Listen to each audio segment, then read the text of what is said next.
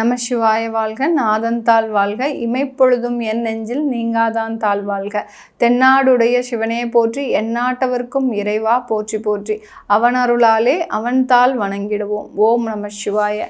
நான் உங்கள் ஆஸ்ட்ரோ பூர்ணா. இன்னைக்கு நம்ம செவ்வாய் பெயர்ச்சி, அதாவது செவ்வாய் பகவான் அக்டோபர் மாதம் 21ஆம் தேதி, அதாவது 21ஆம் தேதி அக்டோபர் மாதத்தில் மிதுன ராசியிலிருந்து கடக ராசிக்கு பெயர்ச்சி ஆகிறார். இந்த கடக ராசியில பெயர்ச்சியாகக்கூடிய அந்த செவ்வாய் பகவான் கடக ராசியில நீச்சம் அடைகிறார். நீச்சம் அடையும் போது இந்த கடக ராசி என்பர்களுக்கு எந்த மாதிரியான ஒரு பலன்களை கொடுக்க போறார், அதே சமயத்துல இந்த செவ்வாய் பகவான் எந்த நாள் வரைக்கும், எந்த கால நேரம் வரைக்கும் அந்த கடக ராசியில இருக்க போறார் அப்படின்னு பார்க்கும்போது, எப்போ நிவர்த்தி அடைகிறார், நீச்சமானதுல இருந்து எப்போ நிவர்த்தி அடைகிறார் அப்படின்னு பார்க்கும்போது, அது அடுத்த வருடம் 2025 ஜனவரி மாதம் 20ஆம் தேதி வரை அந்த கடக ராசியிலேயே பெயர்ச்சியாகி இருக்கிறார். கிட்டத்தட்ட 3 மாதங்கள் 90 நாட்களுக்கு இந்த செவ்வாய் பகவான் உங்களுடைய ராசியிலேயே நீச்சம் அடைகிறார். கடக ராசி அன்பர்கள் ஏற்கனவே பார்த்தீங்கன்னா சந்திரனுடைய ராசி இந்த கடக ராசி. சந்திரனின் ராசின்னு சொன்னாலே இவர்களை மாதிரி அந்த விருந்தோம்பல் குணம் வேற யாருக்குமே இருக்காது. கடகராசி அன்பர்கள் யாரா இருந்தாலும் சரி, தன்னுடைய எதிரிகளா இருந்தாலும் முகம் சுளிக்காமல் தன்னுடைய வீட்டிற்கு அழைத்து வந்து அவர்களுக்கு விருந்தோம்பல் செய்து அதனால வருகின்ற மகிழ்ச்சியை நினைத்து நினைத்து பார்த்து சந்தோஷப்படுபவர்கள் நீங்க கடகராசி என்பர்கள். ஆனா உங்களுடைய வாழ்க்கை எப்படி இருக்கு பாத்தீங்களா? நீங்க யார் யாருக்கெல்லாம் உதவி செய்தீர்களோ, யார் யாருக்கெல்லாம் ஒரு எதிர்மறை பாராமல் நீங்க ஒரு காவலாக இல்ல ஒரு ஒத்துழைப்பாக இல்ல ஒரு உறுதுணையாக இருந்தீர்களோ, அவர்கள் எல்லோருமே இன்னைக்கு நேரத்துக்கு உங்களை மறந்து விட்டாங்க. உங்களை யாருன்னே தெரியாது அப்படின்னு அளவுக்கு உங்களை உதாசீனப்படுத்தும் நபர்களாக தான் இருக்கிறாங்க.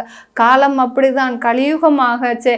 அதனால உங்களுக்கு அந்த மாதிரியான தொந்தரவுகள்லாம் அதிகமாக இருக்கும். அஷ்டம சனியின் ஒரு பொழுது மிகவும் 2.5 ஆண்டுகள் நீங்க அதாவது தன்னுடைய வாழ்க்கையில வாழ்வா சாவான்ற ஒரு நேரத்திற்கு போயிட்டு தான் நீங்க வெளியில வந்திருக்கிறீங்க.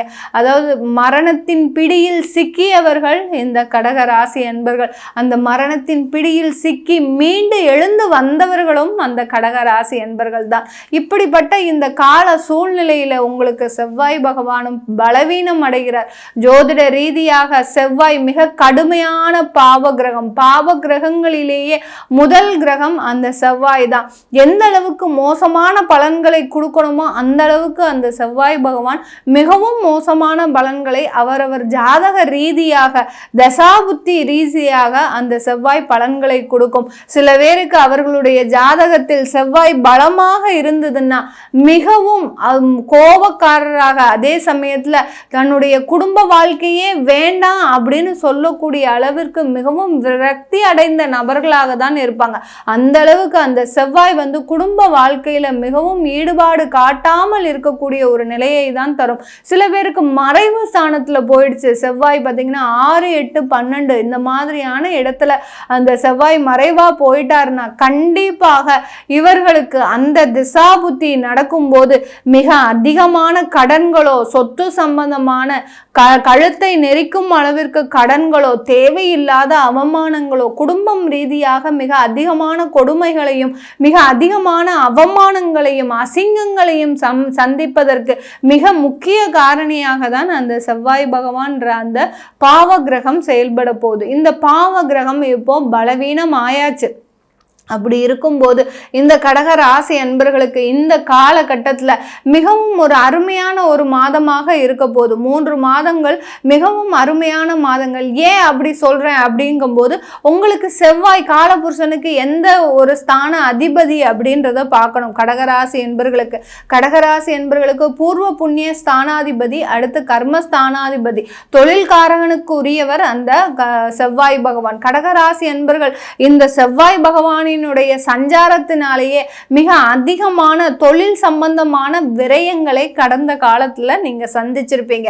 அதிகமான விரயம்னு சொன்னாலே எல்லாருக்குமே சொல்வது பார்த்தீங்கன்னா கடன் தான் மேடம் பட்டிருக்கேன், வேற என்ன பட்டிருக்கேன், என்னை சுற்றி கடன்கள் தான் இருக்கு, வேற எதுவுமே கிடையாது அப்படின்னு சொல்லக்கூடிய அளவிற்கு இந்த செவ்வாய் பகவான் இந்த கடக ராசி அன்பர்களுக்கு மிக அதிகமான கடன்களை கடந்த ஒரு 1.5 வருடங்களுக்கு மேலாக இவர் அழிச்சிட்டு இருக்கிறார். இது எல்லாமே நிவர்த்தி ஆகக்கூடிய ஒரு நேரம். அந்த தொழில் சம்பந்தமான கடன்களை இவர் மிகவும் விரைவாக அடைக்கக்கூடிய ஒரு நேரமாக தான் இந்த 90 நாட்கள் இந்த கடகராசி அன்பர்களுக்கு இருக்க போகுது. பூர்வ புண்ணிய ஸ்தானாதிபதி, அதாவது செவ்வாய்னு சொன்னாலே சொத்து சம்பந்தப்பட்ட அந்த காரகத்துவம். அப்படி இருக்கும்போது பூர்வ புண்ணிய ஸ்தானாதிபதியாகப்பட்ட இந்த கடகராசி அன்பர்களுக்கு இந்த செவ்வாய் பகவான் பூர்வீக சம்பந்தமான வழக்குகளில் இருந்து விடுதலை பெறுவதற்கு உண்டான ஒரு நேரமாக இருக்கும். பூர்வீக சம்பந்தமான ஒரு வழக்குகள் மட்டுமா, 5ஆம் இடம்ன்றது குழந்தை ஸ்தானத்திற்குரிய ஒரு கிரகம். அப்போ அப்படி இருக்கும்போது நிறைய கடகராசி அன்பர்களுக்கு கடந்த காலத்துலலாம் குழந்தை பேருக்காக நிறைய ஒரு பிரயத்தனங்கள் எடுத்துக்கிட்டே இருந்திருப்பீங்க. அந்த செவ்வாய் பாவ கிரகம் உங்களுக்கு அந்த குழந்தையை கொடுக்க விடாமல் மிகவும் ஒரு நிறைய அலக்களிச்சல்களை, நிறைய ஒரு ஏமாற்றத்தை தான் கொடுத்திருப்பார். இப்ப அந்த கிரகமே பலவீனம் அடைவதனால கண்டிப்பாக மருத்துவ ரீதியாக மருத்துவ ஆலோசனையின் பேரில் உங்களுக்கு இந்த 3 மாதத்திற்குள்ளாக ஒரு குழந்தை பாக்கியம் கிடைப்பதற்கு உண்டான ஒரு சாதகமான ஒரு மாதமாக இருக்க போது இந்த கடக ராசி அன்பர்களுக்கு. குடும்பம் சம்பந்தமாக நம்ம கேட்கும் போது இந்த கடக ராசி அன்பர்களுக்கு, ஏன்னா குடும்பம் ரீதியாக தான் நிறைய ஒரு சட்ட வழக்குகளை சந்திச்சிட்டு இருக்கிறீங்க. நிறைய பேர் பார்த்தீங்கன்னா உங்களுக்கு கடக லக்னமா இருப்பீங்க, அங்கேயே செவ்வாய் நீச்சமாகவும் இருப்பார். அப்படி இருக்கும்போது அந்த குடும்பம் ரீதியாக நீங்க பட்ட பாடு பார்த்தீங்கன்னா கொஞ்சம் நஞ்சம் கிடையாது. நிறைய இந்த கடகராசி என்பர்கள் குடும்பம் ரீதியாக அப்படி என்ன சொல்றது, தற்கொலை செய்து கொள்ள அளவிற்கு அந்த செவ்வாய் என்ற கிரகம் தூண்டி கொண்டே இருக்கும். அதுதான் அந்த பாவ கிரகத்திலேயே மிக மோசமான கிரகம்னு நம்ம சொல்றோம். ஏன்னா தற்கொலை செய்து கொள்ள அளவிற்கு. அடுத்து பார்த்தீங்கன்னா எங்க பார்த்தாலும் ஒரே அழுகை சத்தம் அதிகமாக இருக்கும். இந்த மாதிரிலாம் சம்பவங்களை சந்தித்த இந்த கடகராசி அன்பர்களுக்கு இந்த குடும்பம் ரீதியாக மிகுந்த மன உளைச்சல்ல இருக்கிறீங்க. ஏன்னா கணவரனுடைய தகாத உறவின் மூலமாக, அடுத்து பார்த்தீங்கன்னா கணவரனுடைய தகாத ஒரு பேச்சின் மூலமாக சில நேரத்துல வெடுக்குன்னு பேசிடுவாங்க. குடும்பத்துல இருக்கிறவங்க யாரு என்ன ஏதுன்னு கூட பார்க்காம தன்னுடைய கேரக்டரை பத்தியே ஒரு வெடுக்குன்னு பேசுவதற்கு உண்டான ஒரு காலகட்டம்லாம் இருந்திருக்கும். அது எல்லாமே சரியாகக்கூடிய ஒரு நேரம் இந்த 3 மாதங்கள் இந்த கடகராசி என்பர்களுக்கு. சில கடகராசி என்பர்களுக்கு இந்த காலகட்டத்தில் விபத்துக்கள் அதிகமாக அடைவதற்கு உண்டான ஒரு நேரம். ஏன்னா வெளியில போகும்போது வரும்போது நீங்க மிகவும் ஜாக்கிரதையாக இருக்கணும்.